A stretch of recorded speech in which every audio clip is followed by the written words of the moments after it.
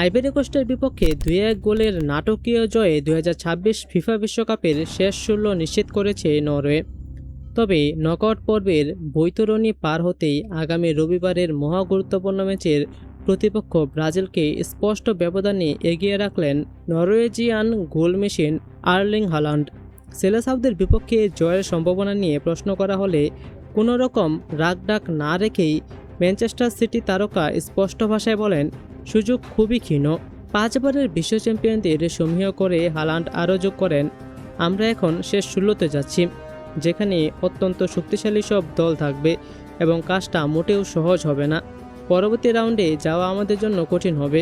আমি নিশ্চিত নই আমরা পারব কি না, তবে আমরা অনেক প্রস্তুতি নিয়েছি এবং অত্যন্ত প্রস্তুত হয়ে মাঠে নামব। হালান্ড মুখে ব্রাজিলকে শতভাগ ফেভারিট বললেও পরিসংখ্যান কিন্তু সে কথা বলছে না। বিশ্ব ফুটবলে নরওয়ে একমাত্র দল যারা একাধিকবার মুখোমুখি হয়েও ব্রাজিলের কাছে কখনো হারেনি। দুই দলের আগের 4 বারের দেখায় নরওয়ের জয় 2টি এবং বাকি 2টি ম্যাচ ড্র হয়েছে। এর মধ্যে সবচেয়ে স্মরণীয় ম্যাচটি 1998 সালে ফ্রান্স বিশ্বকাপ।